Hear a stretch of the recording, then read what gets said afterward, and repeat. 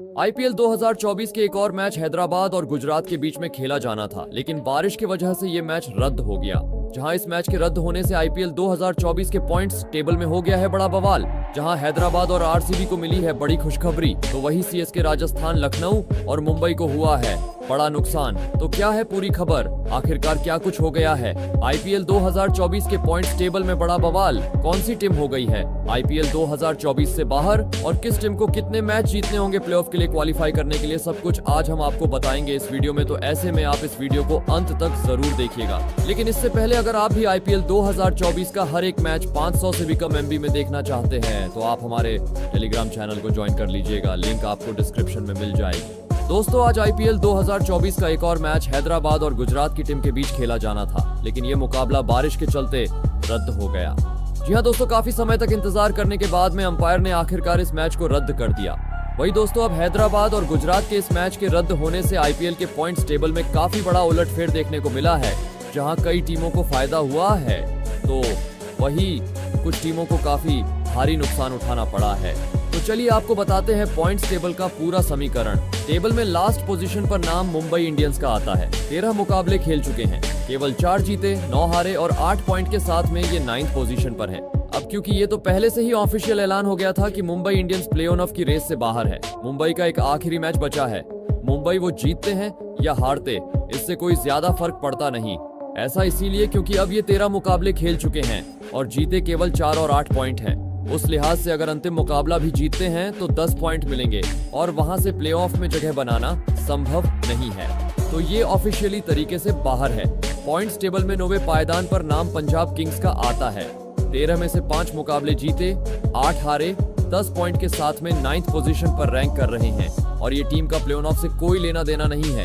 Officially ये eliminate हो चुके हैं। ऐसा इसलिए क्योंकि 13 मुकाबले खेल चुके हैं और पॉइंट केवल इनके पास 10 है। किसी भी टीम को प्ले ऑफ में जगह बनाने के लिए कम से कम 16 पॉइंट्स की जरूरत होती है, जहां वो बिना किसी दूसरी टीम के ऊपर डिपेंड होकर प्ले ऑफ में जगह बना सकती है और 14 पॉइंट्स तक वो दूसरी टीमों के ऊपर डिपेंड होकर कुछ सिनेरियो से प्ले ऑफ में जगह बना सकते हैं। तो 14 पॉइंट्स तक तो कैलकुलेशन ऑन रहती है। लेकिन पंजाब अब अगर अपना लास्ट मैच जीत जाती है तो वो ज्यादा से ज्यादा 12 पॉइंट्स तक ही पहुंच सकते हैं। इसीलिए ये टीम ऑफिशियली तरीके से एलिमिनेट हो चुकी है। पॉइंट्स टेबल में 8वें पायदान पर नाम गुजरात टाइटंस का आता है। 14 मैच में से 5 जीते, 7 हारे और 2 मैच बारिश के कारण रद्द हो गए हैं।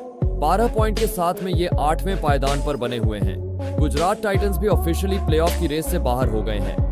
जैसे कि हमने कहा, क्वालिफाई करने के लिए कम से कम 14 पॉइंट्स की जरूरत है और गुजरात की टीम के अब सारे मैच हो चुके हैं और गुजरात भी सिर्फ 12 पॉइंट तक ही पहुंची है।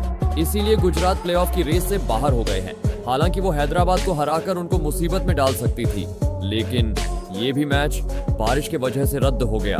पॉइंट्स टेबल में 7वें पायदान पर लखनऊ सुपर जायंट्स की टीम आती है। 13 में से 6 जीते, 7 हारे, 12 पॉइंट के साथ में ये टीम 7वें पोजीशन पर है। दिल्ली के खिलाफ जीत से उन्हें बहुत बड़ा झटका लगा है।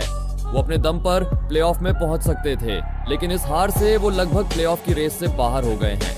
लखनऊ अपना दोनों मैच जीतकर 16 पॉइंट्स के साथ प्लेऑफ में क्वालिफाई कर सकते थे, लेकिन इस हार से उनका वो सपना टूट चुका है। अभी इनका आखिरी मैच मुंबई इंडियंस के खिलाफ है। अगर वो ये मैच भी जीत जाते हैं तो ज्यादा से ज्यादा 14 पॉइंट्स तक पहुंच सकते हैं। लेकिन क्योंकि सीएसके और आरसीबी का नेट रन रेट इनसे काफी ज्यादा अच्छा है, इसलिए लखनऊ का क्वालिफाई करना अभी काफी मुश्किल है, लगभग असंभव। पॉइंट्स टेबल में 6वें पायदान पर नाम रॉयल चैलेंजर्स बेंगलुरु का आता है। 13 में से 6 मुकाबले जीते, 7 हारे, 12 पॉइंट के साथ में 6ठे पायदान पर है। दिल्ली के जीत से आरसीबी एक पायदान नीचे तो आए हैं, लेकिन दिल्ली की जीत से आरसीबी को बहुत बड़ा फायदा हुआ है, क्योंकि लखनऊ की टीम आरसीबी के लिए सिर दर्द बन सकते थे, लेकिन दिल्ली ने लखनऊ को हराकर अब आरसीबी का रास्ता आसान कर दिया है। किसी भी टीम को, जैसे हमने बताया, कि प्ले ऑफ में जगह बनाने के लिए 16 पॉइंट्स की जरूरत होती है और 14 पॉइंट्स तक आप दूसरी टीमों के ऊपर डिपेंड होकर अपनी उम्मीदों को बरकरार रख सकते हैं। क्योंकि रॉयल चैलेंजर्स बेंगलुरु अपना आखिरी मैच जीतकर ज्यादा से ज्यादा 14 पॉइंट तक पहुंच सकते हैं। यानी वहां पर अगर चौथी टीम 14 पॉइंट के साथ में जगह बनाती है प्ले ऑफ में, तो फिर आरसीबी अपनी दावेदारी 14 पॉइंट के साथ में पेश कर सकता है। तब बात आएगी नेट रन रेट पर। आरसीबी का आखिरी मैच सीएसके के साथ है।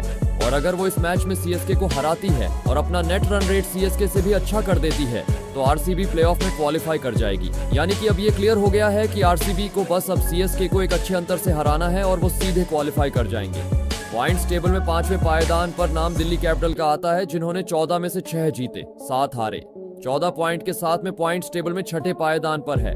लखनऊ के खिलाफ जीत से दिल्ली को कुछ ज्यादा फायदा नहीं हुआ है। ये उनका आखिरी मैच था और भले ही वो 14 पॉइंट्स हासिल कर सके हैं, लेकिन क्योंकि उनका नेट रन रेट सीएसके और आरसीबी दोनों से खराब है, इसलिए उनका अब क्वालिफाई कर मुश्किल है। ऐसे में हम कह सकते हैं कि दिल्ली भी प्लेऑफ की रेस से बाहर हो गई है, बस ऑफिशियली ऐलान होना बाकी है। वही Chennai super Kings point table में 4थे पायदान पर है।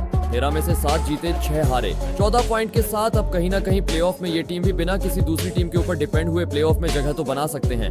सीएसके का एक मुकाबले बचा है और अगर वो ये आखिरी मैच जीतते हैं तो 16 पॉइंट के साथ क्वालिफाई कर जाएंगे। सीएसके का आखिरी मुकाबला रॉयल चैलेंजर्स बेंगलुरु के खिलाफ है, जो कि 14 पॉइंट तक आने के लिए कुछ भी कर गुजरने को तैयार है। तो चेन्नई सुपर किंग्स के लिए वो बेंगलुरु का मुकाबला एक तरह से नॉकआउट मुकाबला बन जाएगा। सीएसके को बस ये मैच जीतना है, वही आरसीबी को एक अच्छे अंतर के साथ मैच जीतना होगा। ऐसे में ज्यादा चांस सीएसके का है।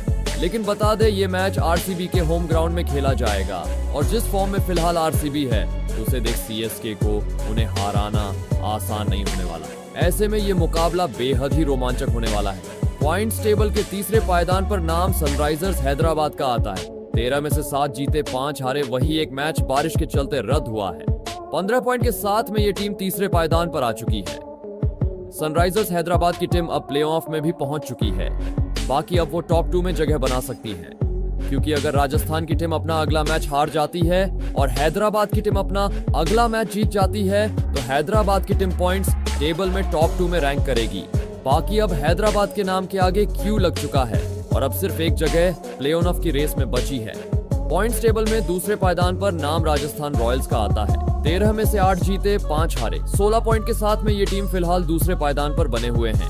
उनके सामने अब क्यू लग चुका है। प्ले ऑफ में जगह बनाने के लिए जैसे हमने कहा 16 पॉइंट्स की जरूरत होती है और सीएसके और एसआरएच के अलावा अब कोई और टीम 16 पॉइंट्स तक नहीं पहुंच सकती है और राजस्थान ऑलरेडी 16 पॉइंट पर है। अब इनका एक मैच बाकी है।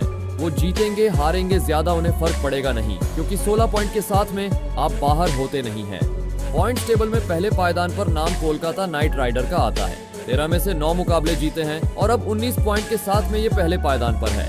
एक मुकाबला अब भी खेलना है, लेकिन अब ऑफिशियल ऐलान इनका भी हो गया है। 19 पॉइंट के साथ में ये पहली टीम बनी थी प्ले ऑफ में जगह बनाने वाली। दोस्तों, कुल मिलाकर कोलकाता, राजस्थान और हैदराबाद ने अपनी जगह पक्की कर ली है। यानी कि अब एक टीम के लिए जगह बची है और 2 दावेदार हैं, सीएसके और आरसीबी। तो दोस्तों, आपके हिसाब से कौन सी और एक टीम प्लेऑफ्स में क्वालिफाई करेगी? अपनी राय कमेंट जरूर करें।